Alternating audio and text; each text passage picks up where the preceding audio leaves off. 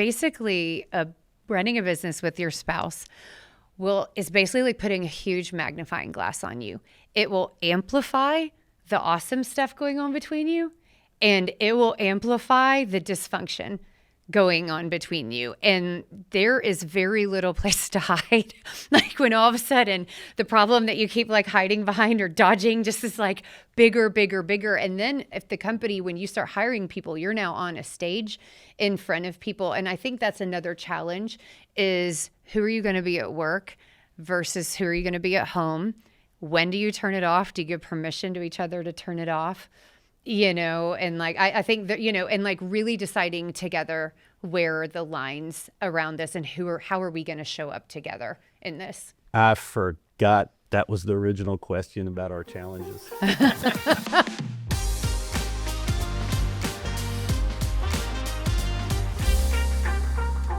Hey everybody, and welcome to the Marketing Blender. I am Dacia Coffey and special guest, my business partner and husband, partner in crime, partner in life, partner in business, Kyle Coffey.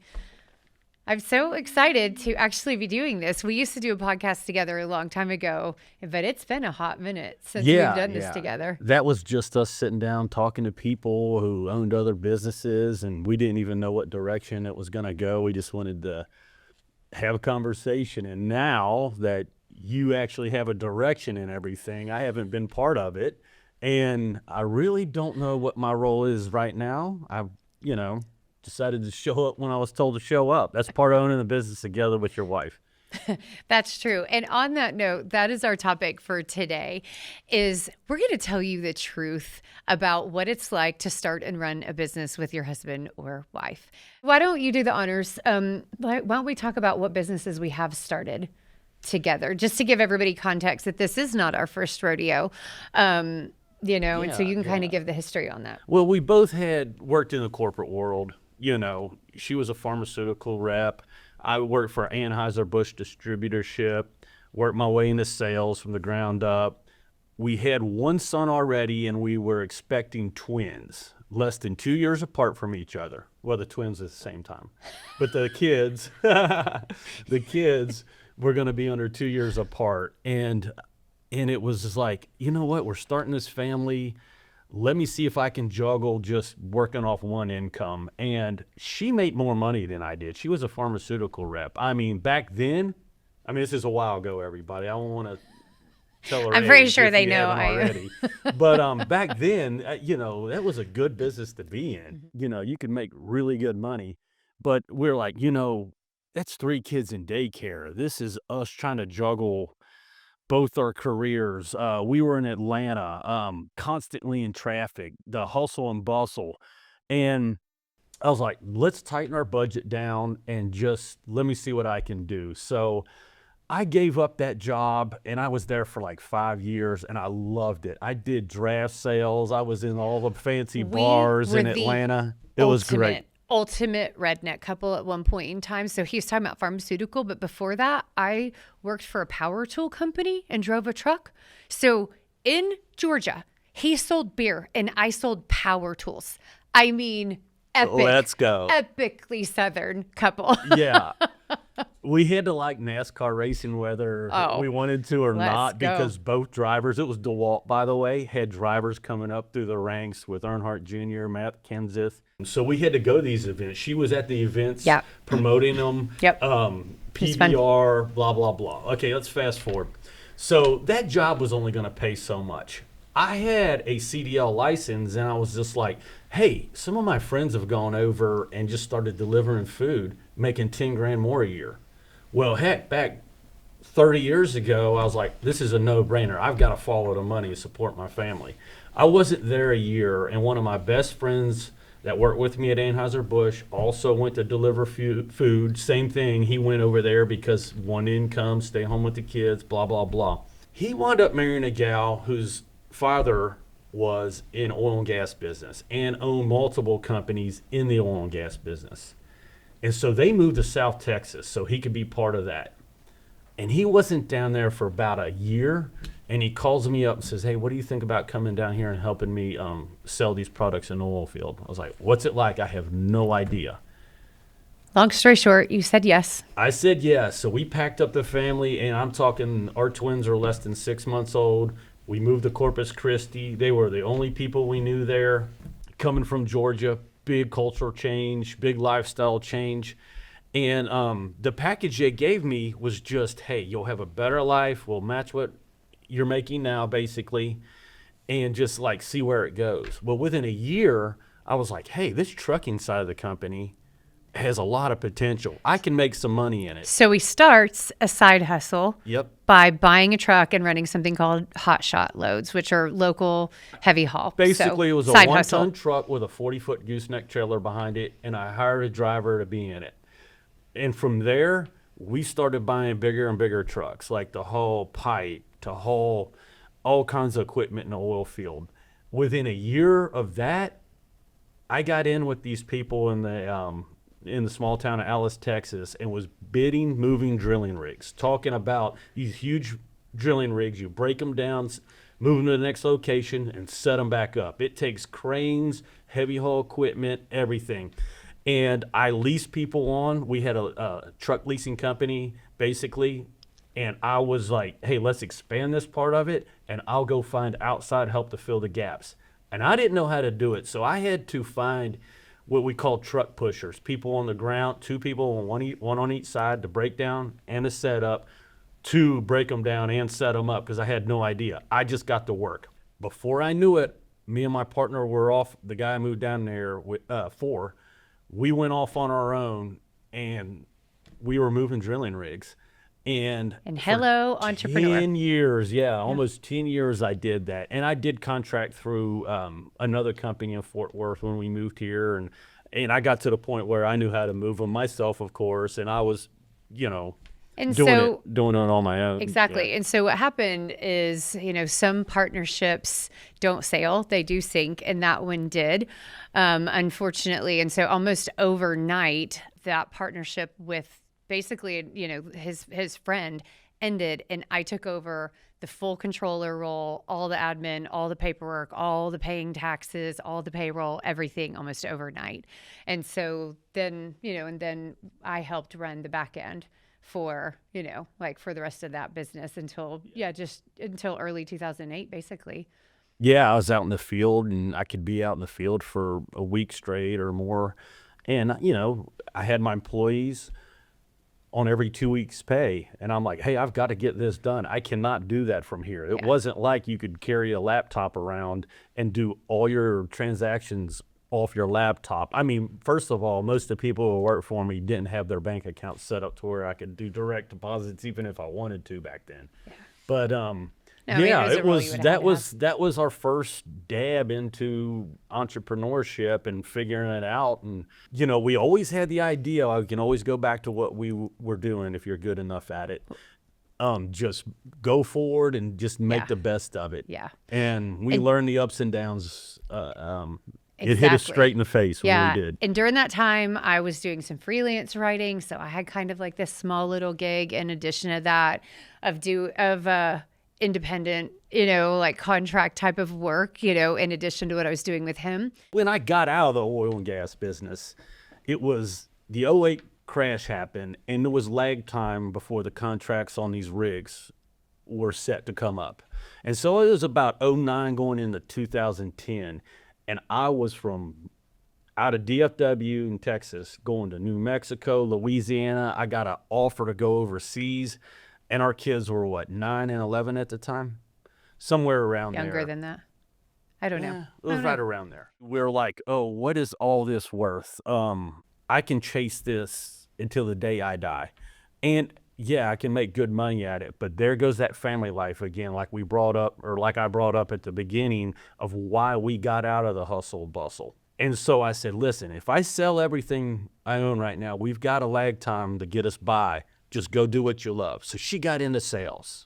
Didn't work out. And she goes, she had a thing for marketing. She's always had that mindset around being a copywriter. Well, and if we're going to tell that full story, we were perfect on paper, right? So we're running a business together. No, seriously, on paper. Like we're running a business together. We'd been doing it successfully for years. The kids are adorable. They don't get in trouble. Like we're fine. We bought the fancy car. We're making okay money, at this business. Like we're making it work. And it was freaking chaos. It was chaos. There were so many days and nights I could barely remember my name. We were living such different experiences of the same life. You were gone all the time. Like oil and gas is very chaotic. There's no schedule. There's no taking off birthdays or Easter or Christmas. It was a lot there at the end. And we literally auctioned when he said, I think it's time to get out. He meant to save our family. And we auctioned everything off in less than 30 days. And we literally got out. We didn't plan this slow, deliberate exit, I think I'm like, you can't really leapfrog. Like we full blown abandoned a successful business. No, you saw some writing on the wall, but it was a big jump out. I saw the writing on the wall of the industry in general, and I got out at the right time. And when you say auction, the finance people who may be watching this will be like, why did he do that? Well, at the time, just real quick, I got to say Can you tell who the real finance person is? Well, I got to say, so I was getting more money on some of these trailers I bought at auction than I paid for them. Yeah. So I said, if I get out now, I'm going to maximize the value of the equipment that I have. Yeah. And it wasn't a bad deal. Because if I would have got bought out by other people, they would come in and discount all that, considering the market value of the specialized equipment. Yeah. And on that note, how far we've come, because we didn't, man, like talk about all the things we were starting to learn. So I know. So I went back to corporate America, landed at a marketing agency, and hindsight being 2020, started attracting industrial clients, business to business clients, healthcare clients, that type of thing, which then eventually became the beginning of the marketing blender. But honestly, it was you who saw that. Like I didn't see that. I worked for this wonderful little agency, family run business. That one was also an amazing people. And I came home and I was talking to Kyle and I said, everybody thinks I'm the weirdest marketer. Like, they're figuring out that I'm not one because I come from a sales and entrepreneur background. And and I'm explaining this to them and saying like, it's so weird that I keep bringing all these B2B companies. And you were the one, I think we were even in our bathroom and you were like, babe, that's not a weird thing. That's a business model. We were on the back patio at the Rock House. Okay. We're in the patio. Yeah. And I was just like, I was listening to what you would call a strategy now and the mindset around strategic marketing and plans. Positioning. Yeah, and all those things. And I started asking you about the numbers because she also had to tell them how much that's worth. Yeah.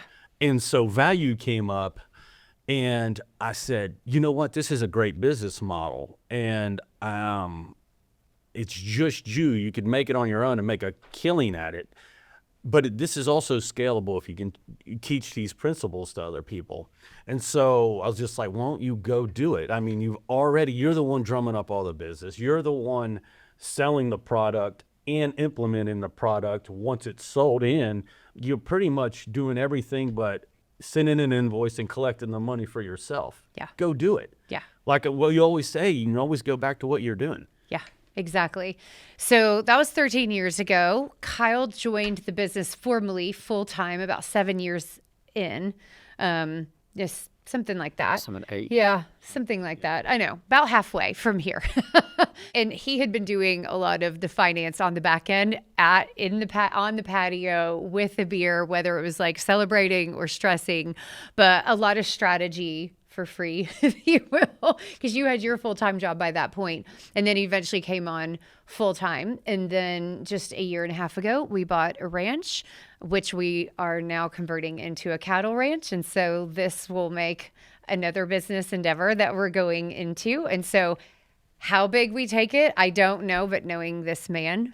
And an endeavor I have zero experience, no background. Again, I know. This time I did do a ton of research, even though that now I've actually owned cattle for 3-4 months. Yeah. But the build up to it was the infrastructure, so and so. We're not going to get into that today. But I at least eased into this. What I think eased into this. She thinks I'm full bore all the time. But I've actually taken my time and studied it and researched, and come to find out, you may think you know what you're doing, but when it comes to the cattle business, you live and learn a whole lot of it. Yeah, exactly. But we have experience living and learning. So that's why we're probably good, to be talking about this topic, because 3 different businesses, 3 different reasons for jumping and starting off, 3 different places from that, right? And we've learned a lot about what it takes to work together. So we've owned our own business longer than we worked for anyone. I mean, from 28 till now, there's only been maybe 3 years that we've been employed through someone else without one of us owning something. I was even doing construction and contracting there for a while. Yeah. I mean, we've done so many side hustles. It's crazy. They didn't call them that back then. Yeah, they weren't. Yeah, it was making ends meet. Yeah, exactly. How do we bring in a little bit more money? How do we stay out of debt?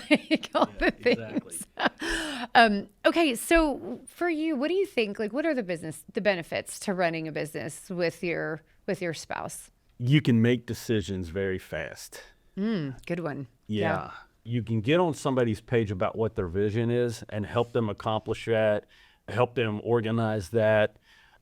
We are always in discussion outside of our 9 to 5 when we show up to the office. We're always in discussion outside of that. And once we hit milestones or goals, we set other ones immediately. Yeah. We have our foot on the throttle a whole lot of times. We're on the same page when it comes to, well, we're going to get into why we're on the same page. Yeah. But being on the same page can be a huge benefit because, you're thinking both about the success of the business, but you're also aligned with what does this represent for the family in the future. And so that's really powerful to be thinking wealth creation and the role of the business, the role of the family, the future. So you're right. I love this speed thing. I think one of the other things, which is an extension of what I just said, is knowing you can trust that person, right? Like, no one else I hire is going to care as much as you do about whether or not this business is successful, because we have the same amount on the line, which is everything. Yeah. And so, I think that can be a benefit as long as you keep it on the benefit side, that you're both equally invested, equally yoked to this. And that's a really, really big deal, is you don't have to worry, like, does this person care as much? Yeah. And from an emotional standpoint, and this took us a while to tiptoe around each other's emotions when it comes to bad days at work, you can leave at work. Bad days when you work together are with you. And so you have to be supportive, whether you agree upon the decision they make or any of the outcomes or any of those type of things. I love what you're saying, because I want to emotionally support somebody. And the benefit. But you know where it came from. 100%. And the thing that comes out of that is so much strength in your marriage. Like, that is like you having my back to a whole nother level when I'm really going through it, and you can stand in that, or vice versa, and be in it together, even if it's not easy, or even if we disagreed or something. But if, like, when you have the character, to be there for that person and not be pointing fingers. I really do think being partners in business has strengthened our marriage, not the opposite. Oh, 100%. Yeah. So that's a huge benefit if you can make it work. We have learned the lessons of partnership to a whole nother level than I think most marriages even need to, because we had to. And it's rare. A lot. There are businesses out there that will break up a relationship as well. Oh, yeah. And especially when you have two strong-minded people like we are. What? No. Yeah. Yes. Yeah. To be clear, we definitely fight over the role of alpha at any given minute. It's you. It's fine. Oh, thanks. See, well, that's some give and take right there. She didn't really mean that. So, but I think there are a lot of benefits, but I think also the benefits are always 2 sides of the same coin. I think you have to turn the challenges into benefits. But I think it's a good segue to talk about, okay, what are the challenges, that we've faced and that people can expect to face when jumping into running a business with your spouse. Do you want to start? Oh, well, I didn't have anything prepared for this. Yeah, but no, I didn't One of write the my notes challenges right off the bat that you're going to have a discussion around is, do we have the money for this, and what does this look like? Period. Starting any business, and what's your runway, and you guys have to be on page. There's definitely business books and there's personal books, but when you're in business together, they're really the same thing. And you'll hear all the time, well, I got a business loan for this, I got a business loan for that. Guess what? It's the same. Yeah. And matter of fact, if anyone wants to get a hold of us, it can be more detrimental to your personal finances when you get into a bad lease on a building or something like that. We should probably do a specific follow-up. I didn't even about. That's why I said finance first. Yeah. Talk about that. Where's the money coming? Because you can follow your passion, but if the numbers don't add up and if your partner's not on the same page and it just keeps draining your account, it is going to cause problems, and they're just going to keep trickling down, and there's no way to get out of that hole if you get deep enough. Do you know, I'm so glad you started with money being a challenge, because while it can be the benefit that you are creating wealth and aligned vision, money can break up a marriage without running a business together. And very few couples learn intentionally how to talk about money. And let me be clear, everyone brings money baggage to the table. I don't care if you grew up wealthy. I don't care if you grew up dirt poor. You are bringing preconceived notions about money and what it represents to you and your identity and your success and your significance and what you deserve or what you don't. So if you can't even talk a budget, personal budget, like, is she allowed to go to Target? Is he allowed to go to Home Depot? You better be real clear what you're getting into fishing with trip. Business, because, we really had to cannonball into issues that were real hot topics for us. Like, both of us, we didn't grow up with a ton of money, either of us. And so we did bring a lot of differing perspectives on money. And I think running a business really forced us to decide that we've got to learn how to get good at talking about this and how to start stripping it away from, is this my identity? And is he talking about me? And when we learned we could talk about dollars without talking about each other, huge, like game-changing, huge thing. But I want to bring up one more thing, and I definitely want you to weigh in on this. That was my first. I know, but okay, so this is probably the segue into the second one. Everybody has different strengths, and so that's exciting. That's a benefit, that you can both bring your strengths to bear, but also you're going to bring different weaknesses or different vices to different conversations. So for instance, I'm a dreamer. I love, and he is too, but I love the planning and the vision casting and this, that, and the other. Now, he dreams bigger than me, but he's also excruciatingly detail oriented. I freaking hate details. I hate them. I hate them. I hate them, right? I can do them. I was a controller for his business, but this is not my natural lane. And even how we talk, it calms him down. It calms you down to say, what's the worst case scenario? That is my worst freaking nightmare. It calms me down to say, what if everything goes right? Which is his worst nightmare, because he thinks it's unrealistic. And it was amazing for me, for you to finally force me. I remember it was another backyard conversation where you were like, we have to have the conversation. What if everything goes wrong? Things are headed in a bad direction with this company. If everything goes wrong, what are we going to do? Where's our ripcord? Let's make the decisions ahead of time. And that was a game changer in maturity, business savvy, emotional intelligence, for me to trust that when you were saying, let's explore the risk here, you were not saying, I don't believe in you. I'm so glad you met this after 13 years, everybody. Well, longer than that, because this goes back to our first business. Yeah. She always thought I was being pessimistic. Yeah. And I'm like, no, we just need to have, like you said, a lever to pull whenever. And when I say worst case scenario, I meant, and I would explain to her, look, it's not that bad. If it gets down to this point and we know to cut this A off or B off, it's not that bad. Worst case scenario can be a good thing when you set parameters around your business. You can make bad decisions ahead of time. That's what I learned, is that you could say, if this happens, this is what we will do in the future. And that de-emotionalized. I'm sure that's not a word, but you know, it took the emotion out of difficult situations where we pre-decided, you know, this is what we're going to do when we hit. You're these always things going if to we're going change the backwards. bar. You're always going to change the bar if you don't line out worst case scenario along with growth and reinvesting in your company and be Yep. on board with that. Yep. Once you realize, oh, this is sustainable. We have a process behind it. We're growing. We're growing at this level. Then spending some of those profits to accelerate that. The best way to not only grow your wealth or grow your business is to reinvest in it and not take that money and just blow it on a Lamborghini. Go buy X, Y, and Z. Go on these fancy vacations just because you can. It's great. It's great to be able to have the ability to go do those things that you didn't grow up with, because you're going to go, all right, it's success. This is what I worked so hard for.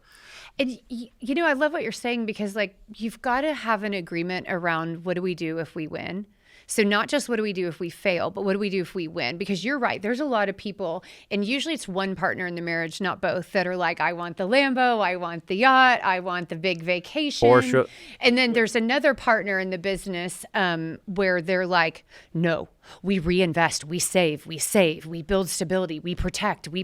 And those differing points of view, if you have one that is in the extreme play and reward side and one in the extreme, you know, risk aversion side. Now, we're lucky that we have pretty aligned agreements on, we don't have a lot of tolerance. We have almost no tolerance for debt. So both of us are very, we leverage debt.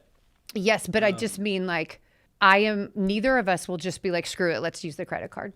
And so that little tiny piece of alignment turned into very big alignment for us, because we found a unifying thread, even though we look at things different. But if in your personal marriage, your definition of winning looks very different, you're going to have to make an agreement about how to do a little of both, you know, and not go super extreme into each person's, because there's going to be a lot of resentment built up if one person doesn't feel like they're being heard. Yeah, 100%. About the debt real quick. Yeah. Just here's a quick tip. We leverage debt in appreciating assets. Go ahead, Google that. You'll figure out what it is really quick. But anytime she wanted to expand in any form or fashion, I was like, what value does this debt bring us down the road if worst case scenario hits? And so, yeah, we would pull the trigger before we probably should have on, say, this office building. Yeah. Everyone leases things. Yeah. For example, we decided to purchase it. We had room to grow in it, and our business model is designed to where it'd take a lot to outgrow this. Yeah. And so we're like, yeah, let's do it. It's an appreciating asset. So Exactly. that's a side note. No, it's a really big deal. Basically, running a business with your spouse is basically like putting a huge magnifying glass on you. It will amplify the awesome stuff going on between you, and it will amplify the dysfunction going on between you. And there is very little place to hide. Like when all of a sudden the problem that you keep like hiding behind or dodging just is like bigger. And then if the company, when you start hiring people, you're now on a stage in front of people. And I think that's another challenge, is who are you going to be at work versus who are you going to be at home? When do you turn it off? Do you give permission to each other to turn it off? You know, and like, I think that, you know, and like really deciding together where are the lines around this and how are we going to show up together in this? I forgot that was the original question about our challenges. If anyone knows, her and I know, there are two ways to get to the same goal. And I'll tell you what, she can take 3 rights to make a left. What's the saying? You know, I will say he reaches around his elbow to scratch his. No. But when you sit down, We breathe differently. We do 100%. everything differently. Everything different. It's crazy. But when we have the same goal out there, Yeah. and we sit down and we have to explain to each other where we're coming from, how this is working. Once we figure out how your mind's working or how my mind's working to get to that same goal, it gives us an aha moment. But we have to sit down and like schedule that. Yeah. One of the other biggest challenges you guys are going to face if you have families, and even if you don't have, I'm talking kids, even if you don't have kids, just your personal life when you leave home. Yeah. Because you are going to have, we call it the backyard patio talk, maybe with a drink or without, I don't know, depending, or water cooler talk, whatever it may be. That's going to happen all the time. I mean, that's what calls us to dream bigger, think bigger, Yep. to solve problems, be creative. Yeah, 100%. But you have to have that downtime, that time together, that time that you spend outside of work. Well, you just spent the whole day together. You've got a problem you have to solve, and it needs solved pretty quick. You have to talk about this whether you want to or not, but you have to look at each other and say, we're cooking dinner right now. Let's cook dinner and not talk about work. How many times have we said that to each other? We usually say it to me, but it happens pretty regularly. It used to happen more often than it does now. Yeah. Just primarily because I've removed myself out of this business whole lot. We've learned to hear each other, though. Like when you were like not I now. had listening on there. Yeah. We had to funny. listen to we listen to one another, and we give each other a respectable amount of time to talk about something. Yeah. And that it's gone a long way. Yeah. I mean, it's like, all right, tell me everything you're thinking about this. I'm going to tell you, back and forth listening, like two employees would do. If not, you know how couples are. They're going to be snapping back and forth and all, no, yeah. And then, you know what? When you're a couple, I could always go out and just mow the grass whether it needed to be mowed or not. But when you're running a business, you can't be doing that. Yeah. Treat it like a business. Yeah, 100%. Give yourself time for your personal life too, though. Oh my gosh. Unplug. It's absolutely huge. I think that's the thing is you are going to have moments where you feel like, am I picking my goal or am I picking my spouse? What I want to tell you is that's never true. That is not the nature of God. It's not the nature of prosperity. It's never true, but it will be the narrative and the reframe that you will lay on top of that. And so I think one of the challenges is you have to have deep self-awareness and a willingness to know when you're wrong. And I think that's like just so huge, in deciding. I mean, that's one of the challenges is that your shortcomings will be front and center of you all the time if you decide not to get on the other side of them, because you can just simmer in resentment like a boiled frog. And being a spouse, you have to be respectful of the goals and see where the other one wants to go as well. I know, because there's sacrifice like anything else. Any business, there's going to be sacrifice. But anything you do to accomplish anything, there's going to be some type, form, or fashion of sacrifice. And know that going in. I know she has to get out every other week and go travel and go speak for her to accomplish her speaking goals. I know that. I have to be fine with that. I have to come with terms of being like, she's not going to be here during this time. We started this ranch. Do you know how much I'm gone at that ranch? A whole lot of time. And it's just like, how do you juggle this? Put it in a calendar and you're going to go, oh, here we go again. No, we don't have our personal calendar on our work. We have one calendar. Yeah. And they're shared. You can put private to where everyone don't see it, but that's what keeps us in line is we don't have multiple calendars anymore. It's one calendar. Well, she's got a calendar, I got a calendar, and we share them at all times. Yep. She can see what's on mine, I can see what's on hers, and I don't have to guess. Yeah. Is she available to go out to dinner on Tuesday or will she be with a client? I don't have to guess. Exactly. I know. Exactly. Makes things a lot easier. Or am I spending too much time away? Yeah, look at my calendar. I'm not, she can tell. She don't even have to tell me. I just have to look at myself, look at and just reflect off of it. Exactly. And on that note, we are going to do another episode on extremely specific tools and things that we've learned and tips for running a business successfully with your spouse. But to wrap this up and kind of to transition back. So what have you learned about yourself or how have you changed running a business with your wife, with me? I've become a better listener, for sure. Yeah. Yeah. That's saying a lot, you guys. I ain't gonna lie, that was horrible. You can disagree on things, and everything be cool. It's fine. You're not gonna agree on everything. Not expected to. Matter of fact, you shouldn't. It's gonna challenge one another in some form or fashion. It's fine to disagree. Just don't let it get out of hand. I definitely am better about presenting you what you need to know, not what I think the company needs, what I think you need to know.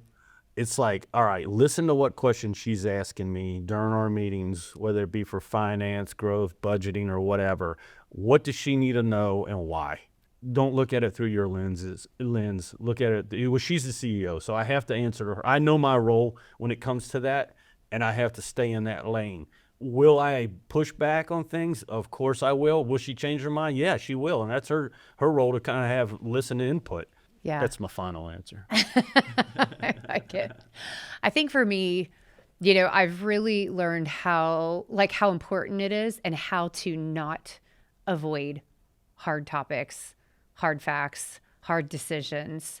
Running a business, it's never going to be perfectly easy. There are going to be things that you wish you would have seen ahead of time, but you didn't. And so then you literally have to have a come to Jesus with your spouse, with the numbers, with the facts. And so doing that earlier and being honest about it. And then I think the second thing, which is really kind of hand in hand with, go ahead. That's a good point, is being proactive and telling the truth to your spouse as soon as it comes up. We expect that out of people who work with us. Yeah, we tell the truth early enough. Yeah. And it's harder to do with your spouse because you're like, oh, no, she's not going to like to hear this. She's not going to like to hear this, and vice versa. Yeah. But this is going to ruin his day. The earlier it's put on the table, the quicker and easier it is to work through a problem you have. Yeah, 100%. I think in the communication, realizing that things that you're saying are not criticisms, right? So like how to not convert a conversation about facts, decisions, even if it's good or bad, into a criticism of my dream, my abilities, like my hustle, my hard work, because we all want to feel sorry for ourselves sometimes. And guess who it shows up with? This guy. Like, I'm going to do that in front of him. I'm not going to do that in front of the rest of the world. And he can't, like, he always knows both sides. So it's one thing, like, if I were to come home working for a corporation and just be like, my boss is awful and everything sucks and I had the worst week. And he could say, I do that. Oh, no. But you could say, babe, you're amazing. It's fine. I know they're wrong. But when you know the whole thing, like there's no scenario where he can blow smoke and be like, you're 100% right. You're perfect. You're amazing. Like, let it all go. I had to learn. And that's still something, but like, I think like realizing when I'm being sensitive and like having self-awareness to see it show up and to be like, okay, I need to calm it down and pay attention to what's happening in this conversation, not what I'm translating. It is easier for me to give you what I would call constructive criticism anyway in your business, whether it's your personal brand of what you want to go do or the Blender brand, presentations, just how you handle clients or anything like that, than telling you your butt looks big in those pants, something like that. Right. It's way easier for me to talk about the work part of it and be like, she can get over this really quick. Don't get your feelings. Leave your feelings at home when it comes to running a business. That's one other thing, because it is easy to get emotional. We brought that up. Got to be aware of your emotions. You've got to leave them at home and respect one another when you do have the difficult conversations. Yeah. When everything's going good, you guys are going to celebrate and think, what are they even talking about? But there's going to be plenty of downturns. Yeah, there's surprises when things are going well too. So, but it's still all the foundation of what we're talking about is healthy communication and making sure that you're aligned. We are very open books. If you are looking for, I don't care if it's what spreadsheet, how do you talk about cash flow? How did you figure out this one problem? What happened? Like, how did you turn around a sinking ship? Or, how do you reinvest? Or how did you buy your building? We don't care. But like, if you have anything specific, and including what agendas do you use? How do you structure your communication between each other? Let us know. Like, post it in the comments. You can DM us. But that's what we're here for. We're here to serve you and hopefully to let our life, serve others. And for you to prosper your business. So thank you guys so much. Running a family-owned business is profoundly impactful and exciting. Side note, typically they outlast publicly held companies for twice as long. They usually have twice the runway. And on top of that, they are usually more successful on the whole. So there's a lot of benefits. You just have to go into it with eyes wide open. So we hope this helped. We hope you had some fun. I did. Thank you, Kyle. And it will definitely make you a stronger couple. Agreed. It definitely will. Onward. So I encourage anyone to go do it. Agreed. I do too. Just jump out there and do it. Exactly. Onward and upward, you guys. Adios.